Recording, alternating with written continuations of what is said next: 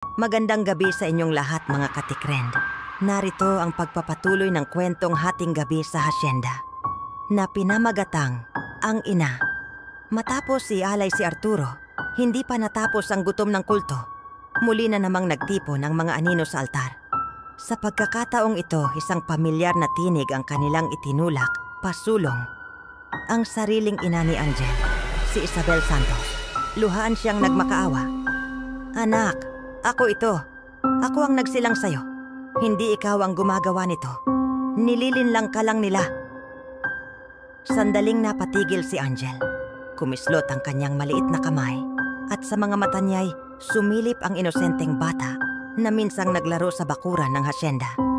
Ngunit agad itong natabunan ng malamig na titig ng kulto. Ina.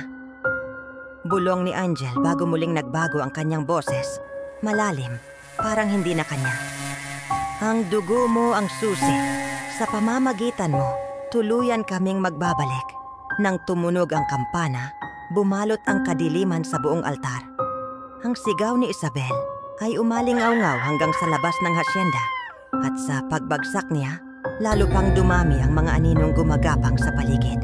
Sa gabing iyon malinaw, kahit ang pagmamahal ng isang ina ay walang laban sa sumpa ng kulto.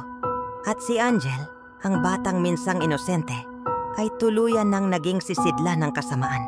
Kung gusto ninyong malaman kung sino ang susunod na biktima, i-subscribe, like, share, at abangan ang susunod na kabanata ng Hating Gabi sa Hasyenda.